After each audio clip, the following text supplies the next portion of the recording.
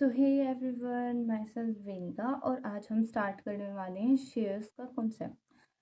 तो शेयर का कॉन्सेप्ट इसलिए इम्पोर्टेंट है क्योंकि अगर आपको अपने अकाउंटिंग पे ज़्यादा स्ट्रॉन्ग कॉन्सेप्ट चाहिए कि मतलब कि अगर आपकी अकाउंटिंग अच्छी है तो उसके लिए आपको कॉन्सेप्ट भी बहुत अच्छे से आना चाहिए। इसलिए मैं थ्योरी करवा रही हूँ, प्रैक्टिकल तो मैं करवाऊँगी बट थ्योरी भी उतनी ही इम्पोर्टेंट होती है कॉन्सेप्ट को समझने के लिए। ठीक है। तो आज हम स्टार्ट करने वाले हैं शेयर्स की थ्योरी। तो बिफोर इसको स्टार्ट करने से पहले मैं ये बताना चाहती हूँ कि शेयर्स क्या होते हैं। थोड़ा ओवरव्यू दे देती हूँ जिससे आपको थोड़ी बेटर अंडरस्टैंडिंग होगी। ठीक है। अगर आप एक कंपनी स्टार्ट कर रहे हैं या फिर स्मॉल बिजनेस है उसको एक्सटेंड कर रहे हैं तो उसके लिए आपको ह्यूज अमाउंट ऑफ मनी की रिक्वायरमेंट होती है। तो जो ह्यूज अमाउंट ऑफ मनी की रिक्वायरमेंट होती है वो आप एक पर्सन से ना मंगाते हुए आप उसको छोटे छोटे टुकड़ों में डिवाइड कर देते हैं ताकि जो भी रिक्वायरमेंट आपको कैपिटल की है वो आप एक इंसान से ना मंगाते हुए फर्दर बहुत सारे जो पर्सन्स हैं उनसे, जो भी इंटरेस्टेड है आपकी कंपनी में, उनसे वो पैसा रिसीव कर सको। तो वहां पर किस कॉन्सेप्ट का इंट्रोडक्शन हुआ? शेयर्स का। मतलब शेयर्स कब आया? जब कैपिटल की जो रिक्वायरमेंट है वो ज़्यादा होती है और एक ही पर्सन से हम वो कैपिटल नहीं मंगवा सकते। सेकंड पॉइंट होता है हमारा, फर्स्ट है टू फुलफिल कैपिटल रिक्वायरमेंट। ठीक है। सेकंड आता है कि डिवीजन ऑफ रिस्क।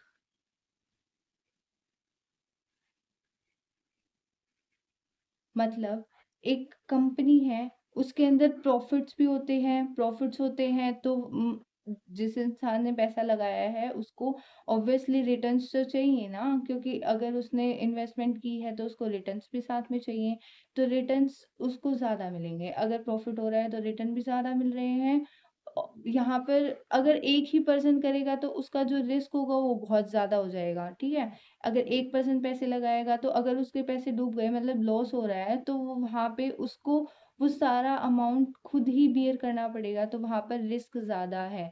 लेकिन अगर हम हमारी कैपिटल को ही छोटे छोटे पार्ट्स में डिवाइड कर देते हैं, मतलब कि लोगों से स्मॉल स्मॉल अमाउंट्स में आपके पास में पैसा आ रहा है, तो अगर कल को फर्दर लॉस भी हो रहा है तो वो लॉस क्या है, बियरेबल है। मतलब वो उस लॉस को बियर कर सकते हैं, सह सकते हैं। तो यहाँ पर हमने रिस्क को क्या कर दिया, डिवाइड कर दिया। दूसरा हमने कैपिटल को भी डिवाइड कर दिया। ठीक है। तो इन दोनों ही कॉन्सेप्ट की, मतलब इन दोनों ही प्रॉब्लम को सॉल्व करने के लिए कौन सा कॉन्सेप्ट आया हमारा? शेयर का कॉन्सेप्ट आया। तो शेयर क्या होता है? Total capital of company. ये क्या है? टोटल कैपिटल है किसका? कंपनी का। इज डिवाइडेड इनटू यूनिट्स, जिसको हमने किस में डिवाइड कर दिया है? यूनिट्स में, या फिर पार्ट्स बोल लो, या फिर हमारे स्मॉल डिनोमिनेशंस। हमारी कंपनी की टोटल कैपिटल को किस में डिवाइड कर देना? डिवाइड करना टोटल कैपिटल को पार्ट्स, यूनिट्स और स्मॉल डिनोमिनेशन में। टोटल कैपिटल को डिवाइड करना पार्ट्स, यूनिट्स और स्मॉल डिनोमिनेशन में। उसी को हम क्या बोलते हैं? उसी को हम शेयर्स बोलते हैं। ठीक है। फॉर एग्जाम्पल एक कंपनी है, उसको 50 lakhs की क्या थी? रिक्वायरमेंट थी। थोड़ा हाथ इधर नहीं जा रहा है इसलिए देख लेना। ठीक है। एक कंपनी है, उसको कितने फाइनेंस की जरूरत थी? 50 लाख रुपीस की रिक्वायरमेंट थी। तो उसने क्या किया, उन्होंने जो उनकी ये क्या है? Total capital. What is this? This is total capital. जो इनकी टोटल कैपिटल है उन्होंने उसको 5 लाख इक्वी इक्वल पार्ट्स के अंदर डिवाइड कर दिया। मतलब उन्होंने कितने शेयर्स इशू करे हैं, मतलब कि ये कौन से हैं? शेयर्स हैं ये। ओके। तो उन्होंने इक्वल पार्ट्स के अंदर, यहाँ पे पार्ट्स आ गया, मैंने क्या बोला अभी? पार्ट्स, यूनिट्स और small denominations, they are shares. उनको हम क्या बोलेंगे? शेयर्स बोलेंगे। तो जो 5 लाख इक्वल पार्ट्स हैं, मतलब शेयर्स हैं, उन्होंने क्या किया? टोटल कैपिटल को शेयर्स के अंदर क्या कर दिया? डिवाइड कर दिया, 5 लाख बना दिया। और जो इनकी वैल्यू ऑफ ईच पार्ट है वो क्या निकल के आई, ₹10। ₹10 कैसे निकल के आया, 50 लाख डिवाइड बाय में 5 लाख, 0 से 0, 0 से 0, 0 से 0, 0 से 0 और 1 और 10। तो ये क्या निकल के आ गया, 10। तो यहाँ पे जो वैल्यू निकल के आई है हमारी, वैल्यू ऑफ ईच पार्ट ₹10। अगर हमें अमाउंट ये निकालना है तो ऐसे निकलेगा, टोटल कैपिटल डिवाइड बाय में शेयर्स, ठीक है। और अगर हमें शेयर्स की वैल्यू निकालनी है, शेयर्स निकालने हैं कि कितने शेयर्स हैं, तो हम क्या करेंगे, जो भी हमारे टोटल कैपिटल होगी 50 लाख डिवाइड बाय में जो भी हमारे पर शेयर की वैल्यू होगी वो लिख देंगे 10, दैट इज 5 लाख। समझ में आया। अगर हमें पर शेयर की वैल्यू निकालनी है तो total capital divide by share, और अगर हमें शेयर की वैल्यू निकालनी है तो टोटल कैपिटल डिवाइड बाय में पर शेयर वैल्यू, ठीक है। जो हमारे 10 रुपए थे तो वो हमारे शेयर्स की वैल्यू निकल के आ जाती है। तो यहाँ पे देयरफॉर दे रखा है कि ईच यूनिट ऑफ ₹10, मतलब एक शेयर की वैल्यू कितनी है, 10 रुपए है। तो टोटल शेयर की कितनी हो जाएगी, 5 लाख शेयर्स ऑफ 10 ईच। अब हमें टोटल कैपिटल निकालनी है तो हमारे पास में शेयर्स हैं, अमाउंट मतलब कि हमें पता है कि एक शेयर की वैल्यू कितनी है, 10 रुपए है। तो 5 लाख इंटू 10 करेंगे तो कितनी निकल के आ जाएगी, 50 लाख हमारी टोटल कैपिटल निकल के आ जाएगी, ठीक है। ये कुछ शेयर का कॉन्सेप्ट था, ये हमारा फर्दर जो हम हमारी क्लासेस करेंगे उसके अंदर भी बहुत ज़्यादा इम्पोर्टेंट है, ठीक है। अब हम बात करते हैं नेचर ऑफ शेयर्स। शेयर्स का कैसा नेचर होता है, the share of a company are movable property। कैसी है, मूवेबल प्रॉपर्टी है। एक होता है मूवेबल, एक होता है इमूवेबल। तो मूवेबल मतलब कि एक जगह से दूसरी जगह भी ले जा सकते हैं और एक पर्सन से दूसरे पर्सन हम ओनरशिप भी ट्रांसफर कर सकते हैं, तो उसको क्या बोलते हैं, मूवेबल प्रॉपर्टी है, ठीक है। जैसे लैंड, बिल्डिंग, मशीनरी, प्लांट, ये सब क्या है, हमारे इमूवेबल प्रॉपर्टी है। हम उसको एक जगह से दूसरी जगह नहीं लेके जा सकते हैं, तो उस केस के अंदर वो क्या है, हमारी इमूवेबल प्रॉपर्टी है। लेकिन जो हमारा शेयर है, शेयर को हम एक जगह से दूसरी जगह ले जा सकते हैं। शेयर एक एक पर्सन से दूसरे पर्सन ओनरशिप ट्रांसफर हो सकती है, तो ये क्या है, हमारी मूवेबल प्रॉपर्टी है। सेकेंड टर्म आती है हमारी transferable in the manner of providing by the article of association of the company. एक ये इम्पोर्टेंट पॉइंट है कि article of association of a company means, जो कंपनी जब फॉर्म होती है तब वो दो अपने डॉक्यूमेंट्स निकालती है, एक निकालती है एमओए और एक निकालती है AOA. MOA memorandum of association और एओए आर्टिकल ऑफ एसोसिएशन। तो जो हमारा एमओए होता है, वो हमारे एक्सटर्नल जितने भी ऑब्जेक्टिव्स वगैरह होते हैं, क्लॉजेस होते हैं, ये हम आगे पढ़ेंगे, वो बताता है। और एओए हमारा इंटरनल अफेयर्स के बारे में बताता है। तो जो भी हमारा AOA article of association of company है, उसके अंदर जो भी प्रोविजंस वगैरह प्रोवाइड करे गए हैं रिलेटेड टू दी शेयर्स, की हम एक पर्सन से दूसरे पर्सन कैसे शेयर्स को ट्रांसफर कर सकते हैं। जैसे मैंने प्रीवियस वीडियोस में बताया था कि जो प्राइवेट कंपनी है वहां पर शेयर्स को ट्रांसफर करना फ्रीली ट्रांसफर नहीं हो सकते, वहां पर क्या होती है, रिस्ट्रिक्शंस होती है।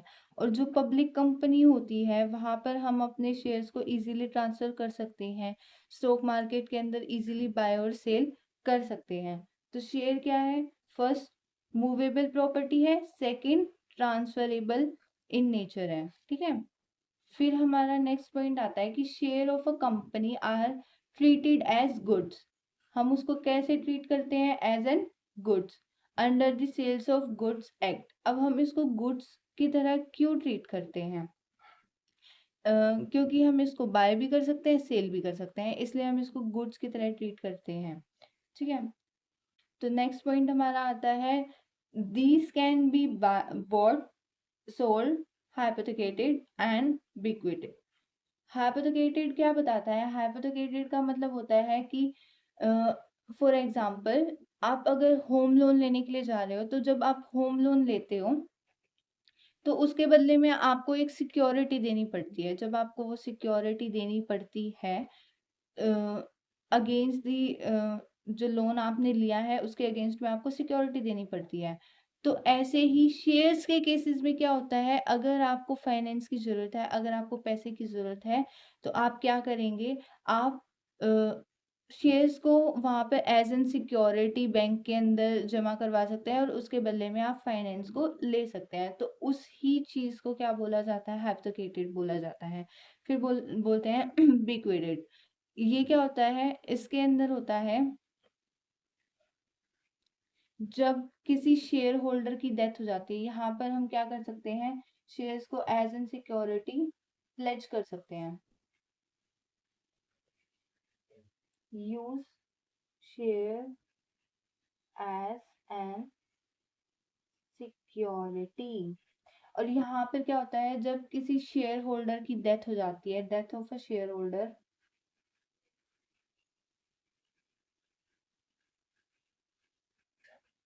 तो उसकी विल के अकॉर्डिंग जो उसका लीगल हायरी होता है, लीगल हायर्स होते हैं या फिर नॉमिनी जिसको बोलते हैं, उनको वो शेयर्स ट्रांसफर हो जाते हैं। ठीक है।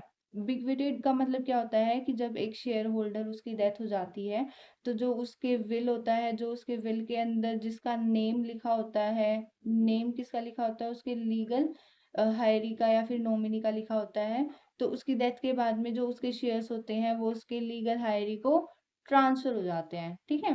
तो अब इसके अंदर हमने इम्पोर्टेंट कीवर्ड्स क्या क्या हैं कि शेयर क्या है, मूवेबल प्रॉपर्टी है, ट्रांसफरेबल इन नेचर है, और इसको हम एज एन गुड ट्रीट करते हैं। क्यों करते हैं? क्योंकि हम बाय और सेल कर सकते हैं, ये भी यहाँ लिखा हुआ है, और हाइपोथेकेटेड है और बिक्विडेड है। ठीक है। तो ये इसका नेचर था। अब आगे हम करते हैं कि शेयर्स को हमने फर्दर 2 पार्ट्स में डिवाइड कर रखा है अकॉर्डिंग टू कंपनीज एक्ट 2013। ठीक है। तो इसके अंदर क्या बताया गया है, हमारे पास में 2 टाइप के शेयर्स होते हैं, एक preference shares, second one is equity shares. तो प्रेफरेंस शेयर्स क्या होते हैं? Preference shares are those shares which enjoy preferential right, मतलब कि इनके पास में ओवर इक्विटी शेयर्स, मतलब इनके पास में कुछ राइट्स होते हैं, प्रेफरेंशियल राइट्स होते हैं ओवर इक्विटी शेयर होल्डर, जो शेयर होल्डर के पास नहीं होते। वो किनके पास में होते हैं? प्रेफरेंस शेयर्स के शेयर होल्डर्स के पास में होते हैं। तो पहला पॉइंट क्या है हमारा? Preference in dividend. Preference in dividend, इसके अंदर क्या बताया गया है कि they receive dividend at a fixed rate before equity share holder, मतलब उनको एक फिक्स्ड रेट ऑफ डिविडेंड मिलता है इक्विटी शेयर होल्डर से पहले। मान लो एक कंपनी है, उसको प्रॉफिट हुआ है 1 लाख का। ठीक है। कहाँ पे लिखूं? यहाँ पे लिख देती हूँ। जैसे कि 1 लाख का प्रॉफिट हो गया, 10% प्रेफरेंस शेयर है, शेयर होल्डर है मतलब, और 15% इक्विटी शेयर होल्डर है। ठीक है। तो पहले इक्विटी शेयर होल्ड मतलब 1 लाख का 15% इक्विटी शेयर होल्डर को देने से पहले हम 1 लाख का 10% किसको देंगे? प्रेफरेंस शेयर होल्डर्स को देंगे। ठीक है। उसके बाद में हम किसको देंगे? इक्विटी शेयर होल्डर्स को देंगे। ये एक एग्जाम्पल था। ठीक है। सेकंड पॉइंट आता है कि preference in return capital. Return capital मतलब कि आपने जो पैसा लगाया था प्रेफरेंस शेयर होल्डर ने, उनको उनकी कैपिटल मतलब जो पूंजी है वो वापस मिल रही है। ठीक है। प्रेफरेंस मतलब उनको पहले प्रेफरेंस प्रायोरिटाइज किया जा रहा है at the time of winding up. किस टाइम पे? वाइंडिंग अप, जब कंपनी बंद हो रही होती है। ये कुछ वर्ड्स होते हैं कि वाइंडिंग अप के टाइम पे, वाइंडिंग अप के इवेंट पे, तो उनको थोड़ा ध्यान में रखना और फिर ही अपने आंसर्स को लिखना। ठीक है। Preference in return capital at the time of winding up, जब कंपनी बंद हो रही होती है तो प्रेफरेंस शेयर होल्डर क्या करते हैं?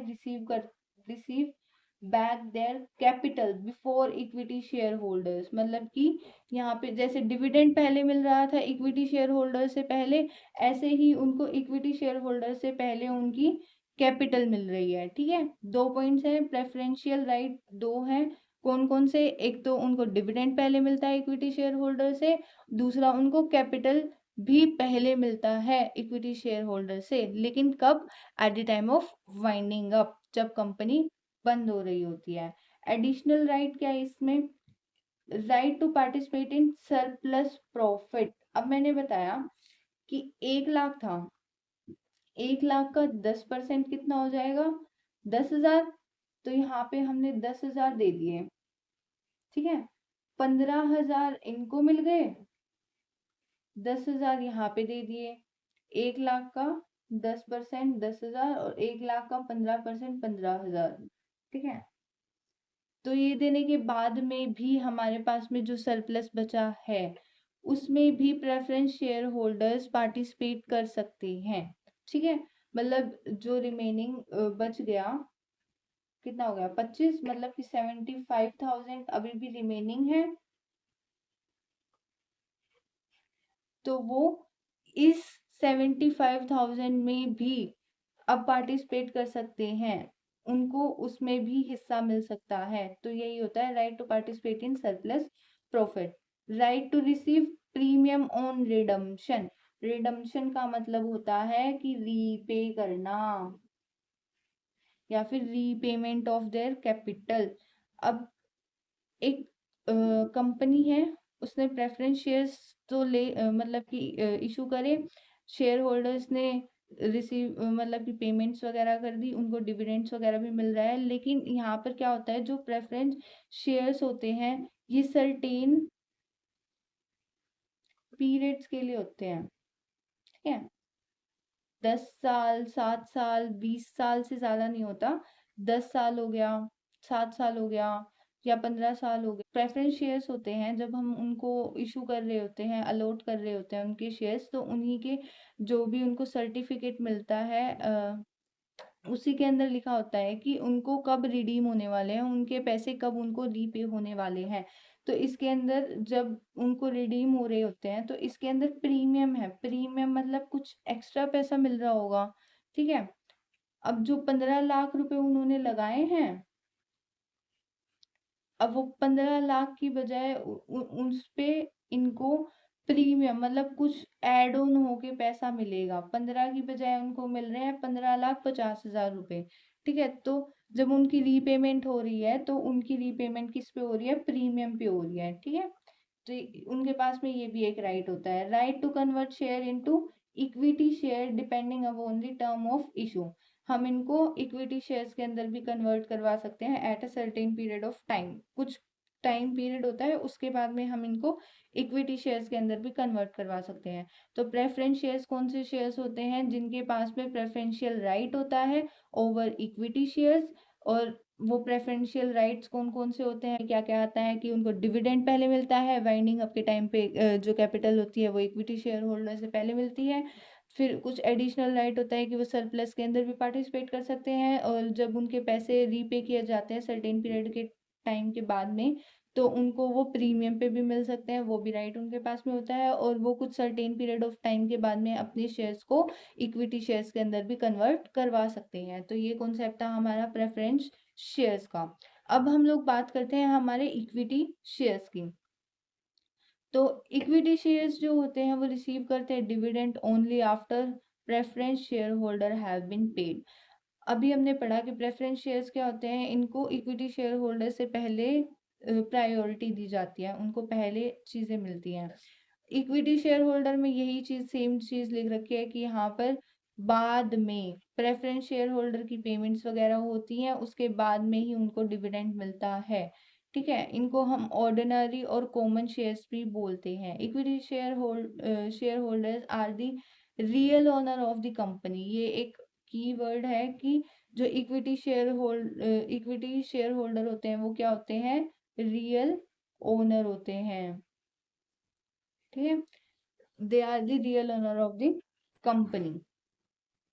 अब इसके फीचर्स क्या क्या है? No fixed rate of dividend इसका मतलब क्या है? इसका मतलब ये है कि अगर किसी साल प्रॉफिट ज़्यादा हुआ तो डिविडेंड भी ज़्यादा मिलेगा, किसी साल प्रॉफिट कम हुआ तो डिविडेंड भी कम मिलेगा, और किसी साल अगर प्रॉफिट हुआ ही नहीं तो डिविडेंड भी नहीं मिलेगा। ठीक है, इसका मतलब ये है, no fix rate of dividend, profit ज़्यादा डिविडेंड ज़्यादा, प्रॉफिट कम डिविडेंड कम, प्रॉफिट हुआ ही नहीं तो डिविडेंड भी नहीं मिलेगा।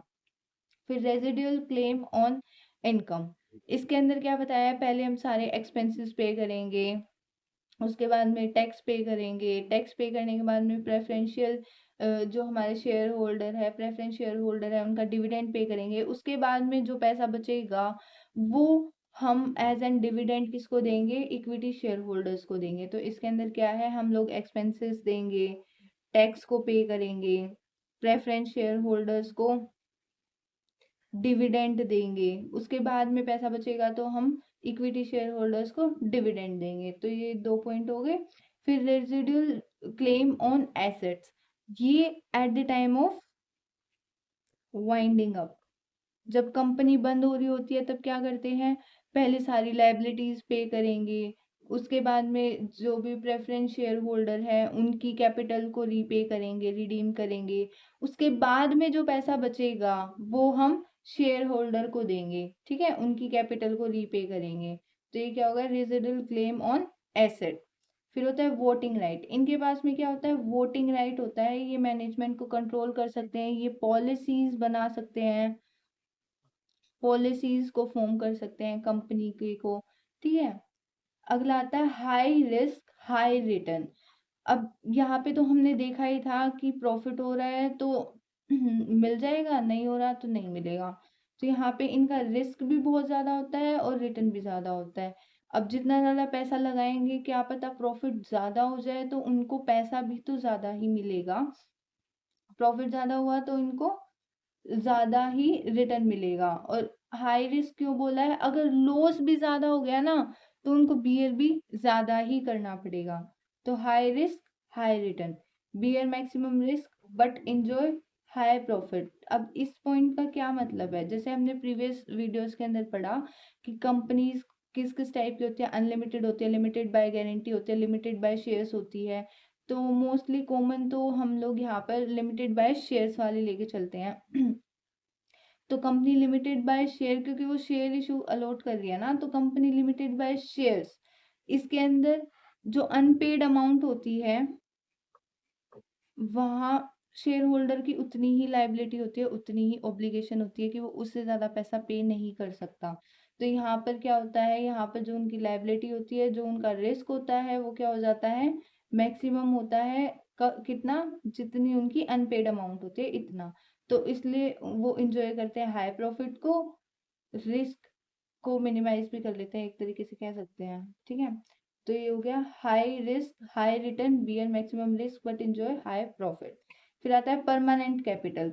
परमानेंट कैपिटल मतलब कि लाइफ टाइम के लिए उनकी कैपिटल यूज करी जाएगी। जैसे हम प्रेफरेंस शेयर्स को एक सर्टेन पीरियड के बाद में रिडीम कर देते हैं, वापस पे कर देते हैं, लेकिन ऐसा इक्विटी शेयर्स के अंदर नहीं होता। इक्विटी शेयर्स के अंदर जो उनकी कैपिटल होती है वाइंडिंग अप के टाइम पे बच जाता है, लाइबिलिटी पे करने के बाद में, प्रेफरेंस शेयर्स को पे करने के बाद में अगर पैसा बच गया तो इनको मिल जाएगा, नहीं बचा तो नहीं मिलेगा। परमानेंट कैपिटल, इससे कंपनी को फायदा होता है क्योंकि उनको एक सोर्स ऑफ इन्वेस्टमेंट मिल जाता है, fixed source of investment.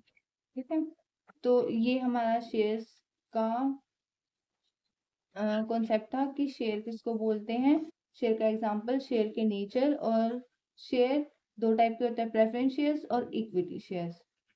Next video में हम करेंगे कि types of preference shares. Thank you for watching this video.